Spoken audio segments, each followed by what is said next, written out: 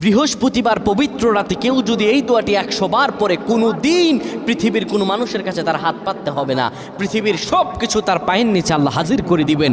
দারিদ্রতা থেকে মুক্তি দান করবেন, বিপদ আপদ থেকে মুক্তি দান করবেন, তার সম্মানকে সুউচ্চতা দান করবেন, অসুস্থতা থেকে দূরে রাখবেন, আল্লাহর অশেষ দয়া ও রহম তাকে দান করে দিবেন। সুবহানাল্লাহ।